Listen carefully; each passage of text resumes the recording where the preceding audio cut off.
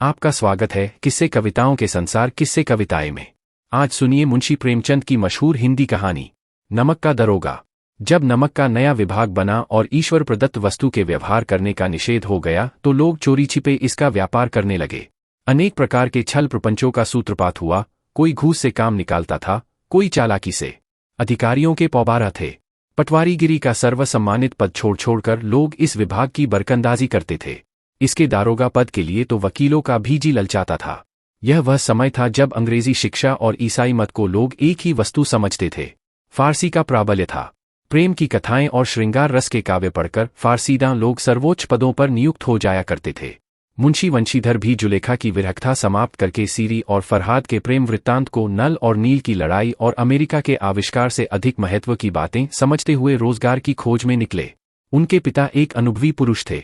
समझाने लगे, बेटा, घर की दुर्दशा देख रहे हो, ऋण के बोझ से दबे हुए हैं। लड़कियां हैं, वे घासपूस की तरह बढ़ती चली जाती हैं। मैं कगारे पर का वृक्ष हो रहा हूं, न मालूम कब गिर पड़ूं। अब तुम ही घर के मालिक मुख्तार हो। नौकरी में ओहदे की ओर ध्यान मत देना, यह तो पीर का मजार है। निगाह चढ़ावे और चादर पर रखनी चाहिए। ऐसा काम ढूंढना जहां कुछ ऊपरी आय हो।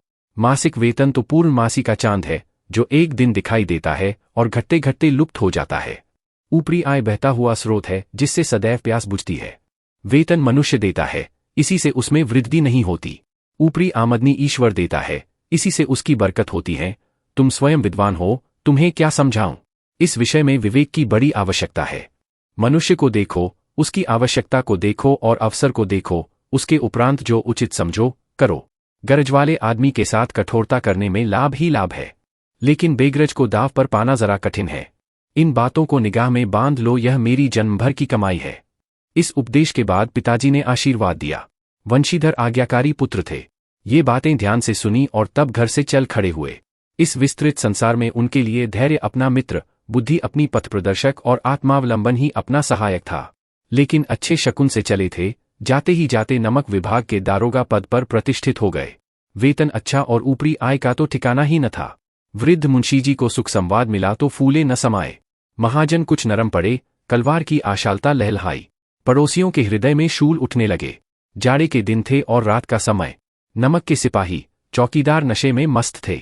मुंशी वंशीधर को यहां आए अभी 6 महीनों से अधिक न हुए थे, लेकिन इस थोड़े समय में ही उन्होंने अपनी कार्यकुशलता और उत्तम आचार से अफसरों को मोहित कर लिया था।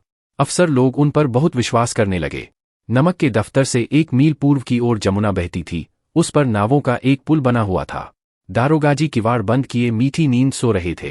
अचानक आंख खुली तो नदी के प्रवाह की जगह गाड़ियों की गड़गड़ाहट तथा मल्लाहों का कोलाहल सुनाई दिया। उठ बैठे। इतनी रात गए गाड़ियां क्यों नदी के पार जाती हैं? अवश्य कुछ न कुछ गोलमाल है। तर्क ने भ्रम को पुष्ट किया। वर्दी पहनी, तमंचा जेब में रखा और बात की बात में घोड़ा बढ़ाए हुए पुल पर आ पहुंचे। गाड़ियों की एक लंबी कतार पुल के पार जाती देखी। डांट कर पूछा, किसकी गाड़ियां हैं? थोड़ी देर तक सन्नाटा रहा। आदमियों में कुछ कानाफूसी हुई, तब आगे वाले ने कहा, पंडित अलोपीदीन की। कौन पंडित अलोपीदीन? दातागंज के। मुंशी वंशीधर चौंके। पंडित अलोपीदीन इस इलाके के सबसे प्रतिष्ठित जमींदार थे। लाखों रुपए का लेन देन करते थे। इधर छोटे से बड़े कौन ऐसे थे जो उनके ऋणी न हो। व्यापार भी बड़ा लंबा चौड़ा था। बड़े चलते पुर्जे आदमी थे। अंग्रेज अफसर उनके इलाके में शिकार खेलने आते और उनके मेहमान होते। 12 मास सदाव्रत चलता था। मुंशी ने पूछा, गाड़ियां कहां जाएंगी? उत्तर मिला, कानपुर। लेकिन इस प्रश्न पर कि इनमें क्या है, सन्नाटा छा गया। दारोगा साहब का संदेह और भी बढ़ा। कुछ देर तक उत्तर की बात देखकर वह जोर से बोले, क्या तुम सब गूंगे हो गए हो? हम पूछते हैं, इनमें क्या लदा है? जब इस बार भी कोई उत्तर न मिला तो उन्होंने घोड़े को एक गाड़ी से मिलाकर बोरे को टटोला। भ्रम दूर हो गया। यह नमक के डेले थे। पंडित अलोपीदीन अपने सजीले रथ पर सवार, कुछ सोते कुछ जागते चले आते थे। अचानक कई गाड़ीवानों ने घबराए हुए आकर जगाया और बोले, महाराज, दारोगा ने गाड़ियां रोक दी हैं और घाट पर खड़े आपको बुलाते हैं। पंडित अलोपीदीन का लक्ष्मीजी पर अखंड विश्वास था। वह कहा करते थे कि संसार का तो कहना ही क्या, स्वर्ग में भी लक्ष्मी का ही राज्य है। उनका यह कहना यथार्थ ही था। न्याय और नीति सब लक्ष्मी के ही खिलौने हैं। इन्हें वह जैसे चाहती हैं नचाती हैं। लेटे ही लेटे गर्व से बोले, चलो हम आते हैं। यह कहकर पंडित जी ने बड़ी निश्चिंतता से पान के बीड़े लगाकर खाए। फिर लिहाफ ओढ़े हुए दारोगा के पास आकर बोले, बाबूजी आशीर्वाद। कहिए, हमसे ऐसा कौन सा अपराध हुआ कि गाड़ियां रोक दी गईं? हम ब्राह्मणों पर तो आपकी कृपा दृष्टि रहनी चाहिए। वंशीधर रुखाई से बोले, सरकारी हुक्म। पंडित अलोपीदीन ने हंसकर कहा, हम सरकारी हुक्म को नहीं जानते और न सरकार को डोट। हमारे सरकार तो आप ही हैं। हमारा और आपका तो घर का मामला है, हम कभी आपसे बाहर हो सकते हैं। आपने व्यर्थ का कष्ट उठाया। यह हो नहीं सकता कि इधर से जाएं और इस घाट के देवता को भेंट न चढ़ावे। मैं तो आपकी सेवा में स्वयं ही आ रहा था। वंशीधर पर ऐश्वर्य की मोहिनी वंशी का कुछ प्रभाव न पड़ा, ईमानदारी की नई उमंग थी। कड़क कर बोले, हम उन नमकहरामों में नहीं हैं जो कौड़ियों पर अपना ईमान बेचते फिरते हैं। आप इस समय हिरासत में हैं। आपको कायदे के अनुसार चालान होगा। बस मुझे अधिक बातों की फुर्सत नहीं है। जमादार बदलू सिंह, तुम इन्हें हिरासत में ले चलो, मैं हुक्म देता हूं। पंडित अलोपीदीन स्तंभित हो गए। गाड़ीवानों में हलचल मच गई।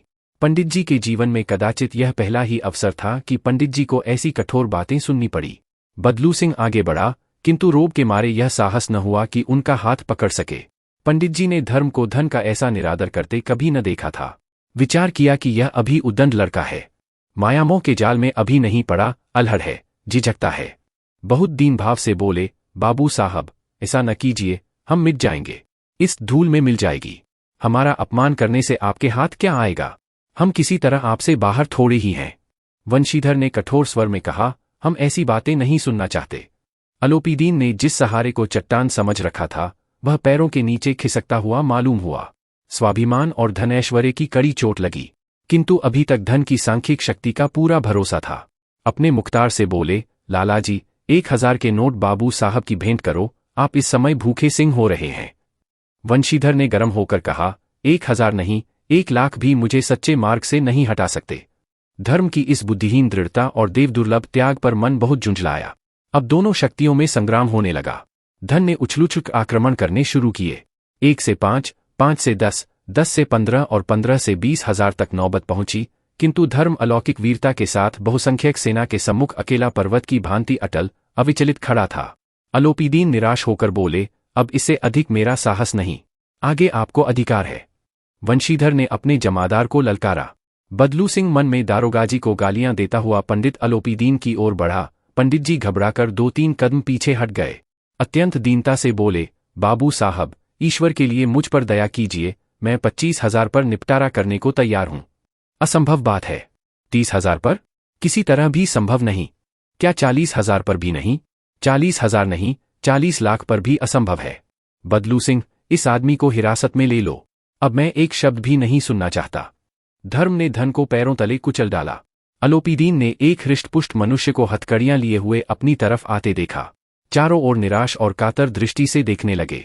इसके बाद मूर्छित होकर गिर पड़े। दुनिया सोती थी पर दुनिया की जीभ जागती थी। सवेरे देखिए तो बालक वृद्ध सबके मुंह से यही बात सुनाई देती थी। जिसे देखिए वही पंडित जी के इस व्यवहार पर टीका टिप्पणी कर रहा था। निंदा की बौछारें हो रही थीं, मानो संसार से अब पापी का पाप कट गया। पानी को दूध के नाम से बेचने वाला ग्वाला, कल्पित रोजनामचे भरने वाले अधिकारी वर्ग, रेल में बिना टिकट सफर करने वाले बाबू लोग, जाली दस्तावेज बनाने वाले सेठ और साहूकार, यह सब के सब देवताओं की भांति गर्दनें चला रहे थे। जब दूसरे दिन पंडित अलोपीदीन अभियुक्त होकर कांस्टेबलों के साथ, हाथों में हथकड़ियां, हृदय में ग्लानि और क्षोभ भरे, लज्जा से गर्दन झुकाए अदालत की तरफ चले तो सारे शहर में हलचल मच गई। मेलों में कदाचित आंखें इतनी व्यग्र न होती होंगी। भीड़ के मारे छत और दीवार में कोई भेद न रहा, किंतु अदालत में पहुंचने की देर थी। पंडित अलोपीदीन इस अगाध वन के सिंह थे। अधिकारी वर्ग उनके भक्त, अमले उनके सेवक, वकील मुख्तार उनके आज्ञापालक और अर्दली, चपरासी तथा चौकीदार तो उनके बिना मोल के गुलाम थे। उन्हें देखते ही लोग चारों तरफ से दौड़े। सभी लोग विस्मित हो रहे थे। इसलिए नहीं कि अलोपीदीन ने यह कर्म किया, बल्कि इसलिए कि वह कानून के पंजे में कैसे आए। ऐसा मनुष्य जिसके पास असाध्य साधन करने वाला धन और अनन्य वाचालता हो, वह क्यों कानून के पंजे में आए? प्रत्येक मनुष्य उनसे सहानुभूति प्रकट करता था। बड़ी तत्परता से इस आक्रमण को रोकने के निमित्त वकीलों की एक सेना तैयार की गई। न्याय के मैदान में धर्म और धन में युद्ध ठन गया। वंशीधर चुपचाप खड़े थे। उनके पास सत्य के सिवा न कोई बल था, न स्पष्ट भाषण के अतिरिक्त कोई शस्त्र। गवाह थे, किंतु लोभ से डामवाडोल। यहां तक कि मुंशीजी को न्याय भी अपनी ओर कुछ खिंचा हुआ दिख पड़ता था। वह न्याय का दरबार था, परंतु उसके कर्मचारियों पर पक्षपात का नशा छाया हुआ था। किंतु पक्षपात और न्याय का क्या मेल? जहां पक्षपात हो, वहां न्याय की कल्पना नहीं की जा सकती। मुकदमा शीघ्र ही समाप्त हो गया। डिप्टी मजिस्ट्रेट ने अपनी तजवीज में लिखा, पंडित अलोपीदीन के विरुद्ध दिए गए प्रमाण निर्मूल और भ्रमात्मक हैं। वह एक बड़े भारी आदमी हैं। यह बात कल्पना के बाहर है कि उन्होंने थोड़े लाभ के लिए ऐसा दुस्साहस किया हो।